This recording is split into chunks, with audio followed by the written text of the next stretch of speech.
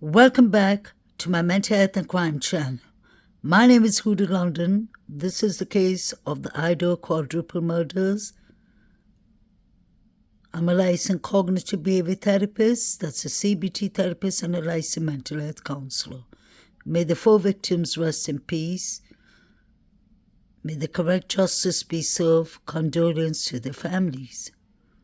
The 4 precious victims that have been taken too soon, its trial is soon going to start.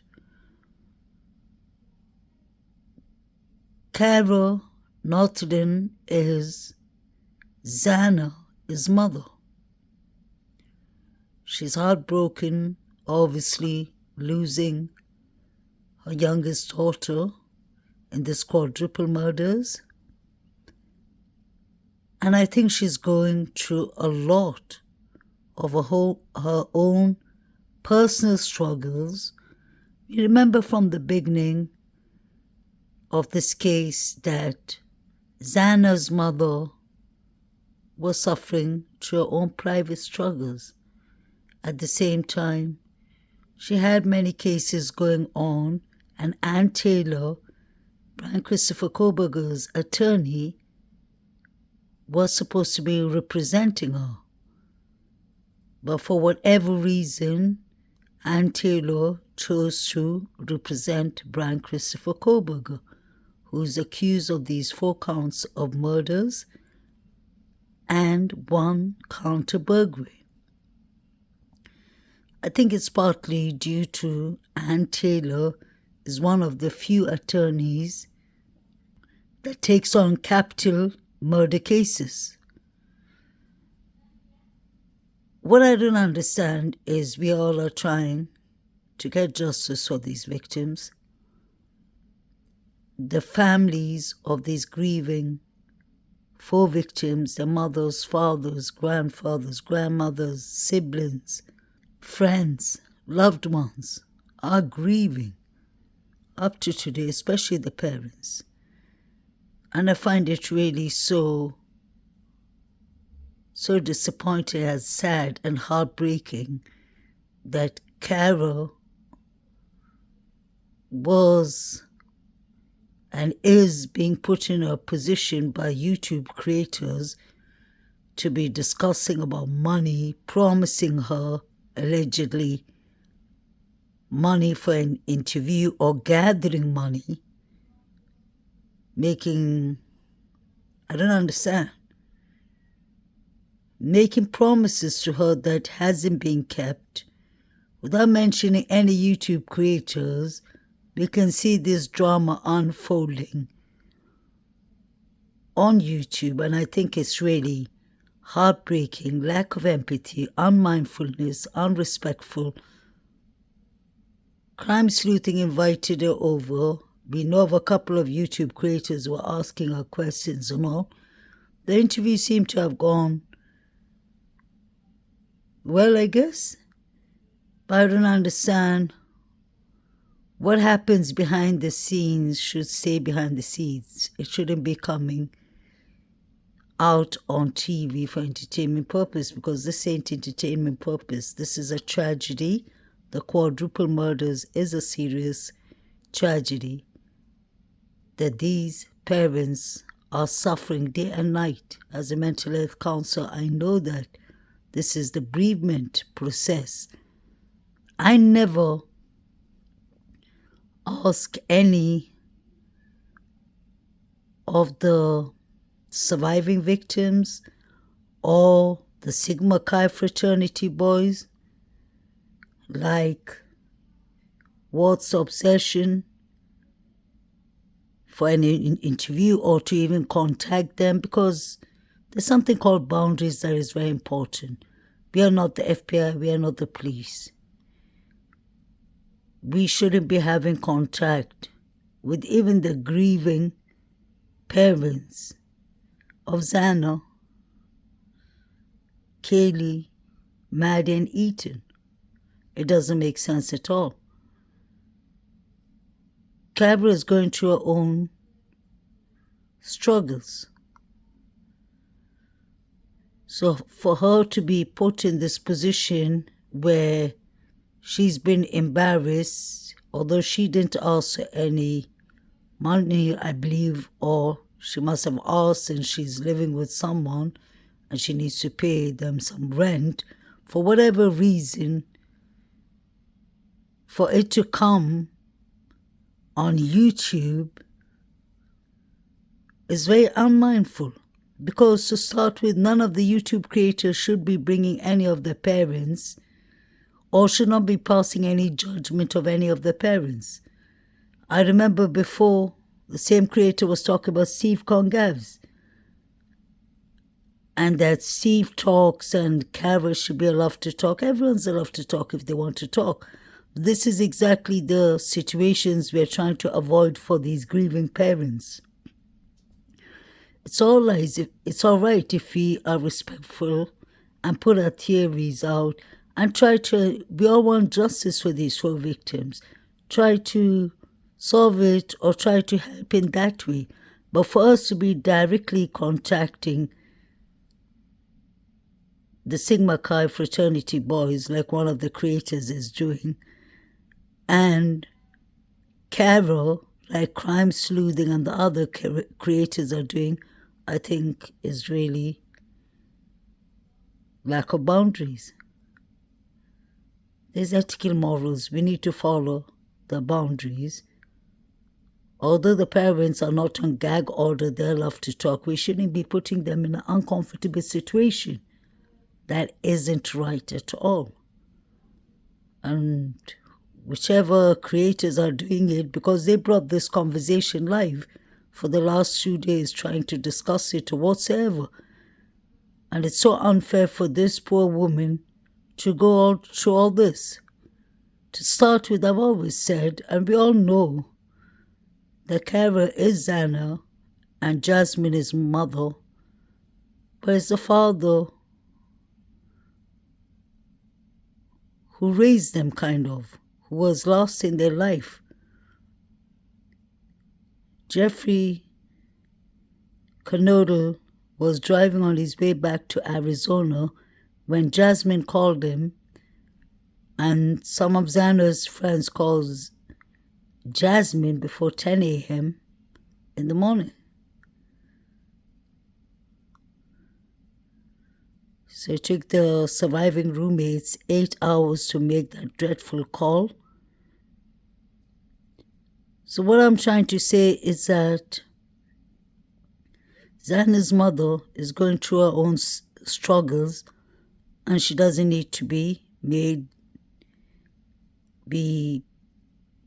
look in a some kind of way.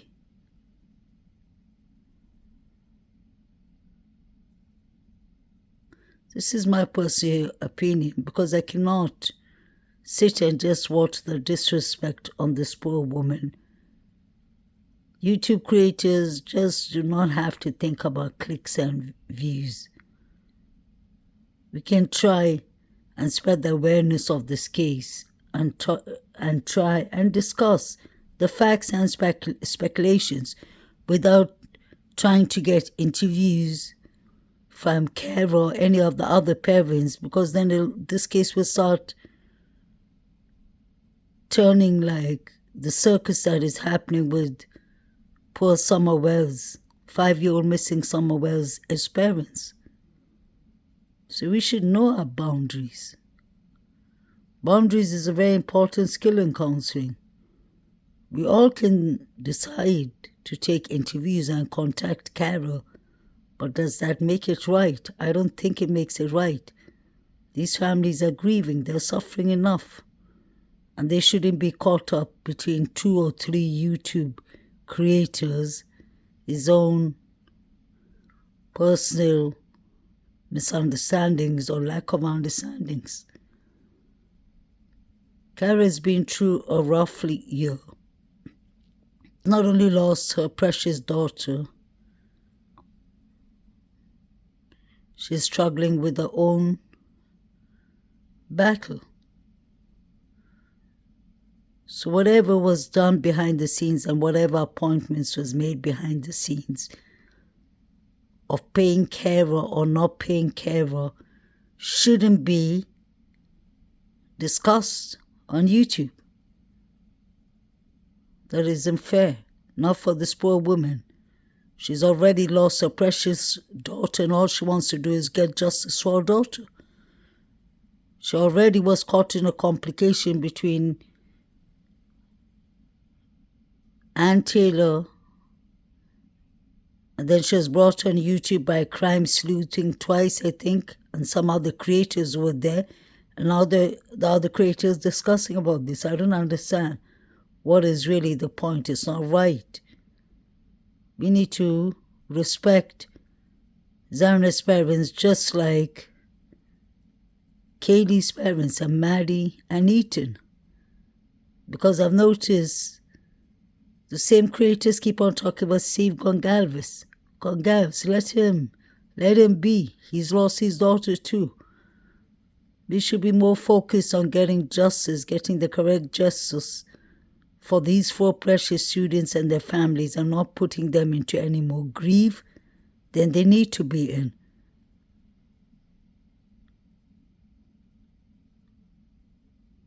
Because this is not good for our mental health being.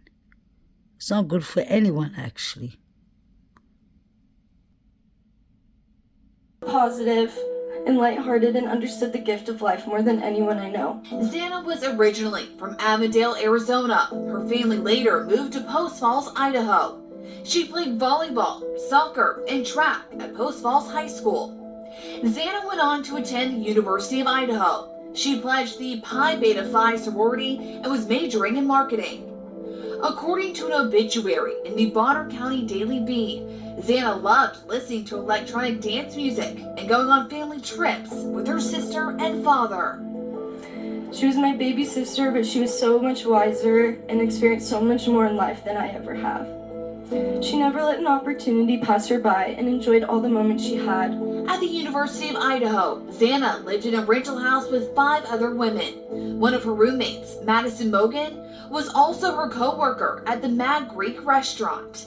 I know she loved living in her house in Moscow with her friends. I would hear so many stories about her and her roommates, and it made me so happy to know she had such great friendships. She was dating Ethan Chapin, her first boyfriend. They were always so happy, and the way she would talk and smile about him was something I've never seen her do before.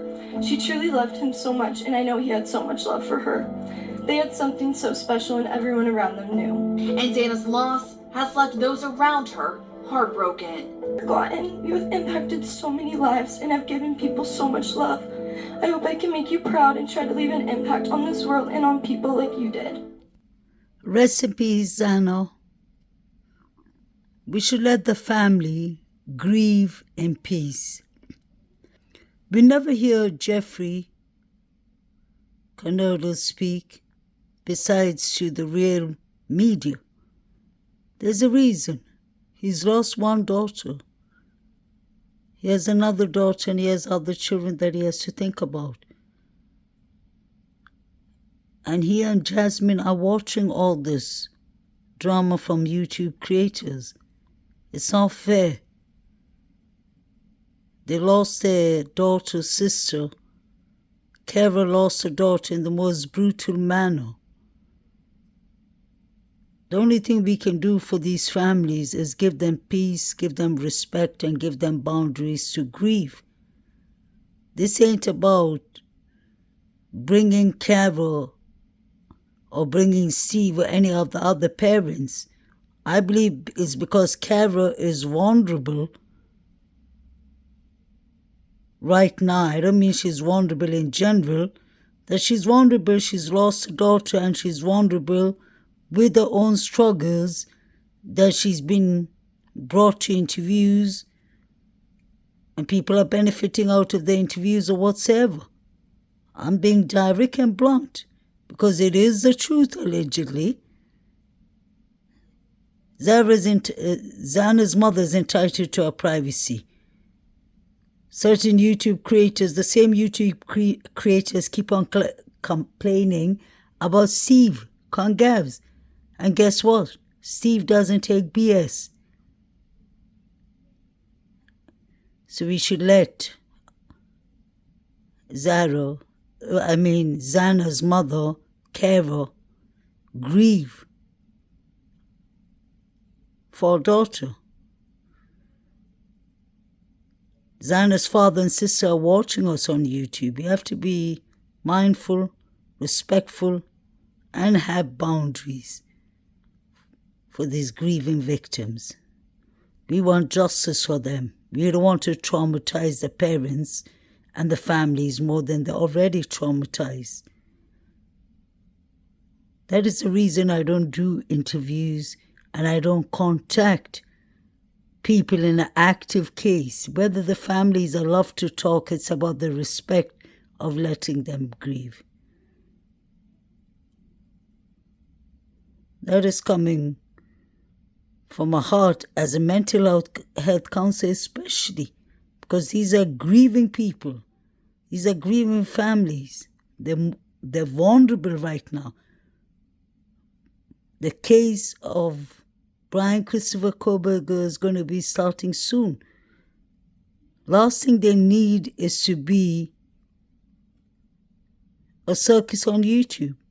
None of the parents deserve that. Rest in peace to all the 4 precious victims. May justice be correctly served.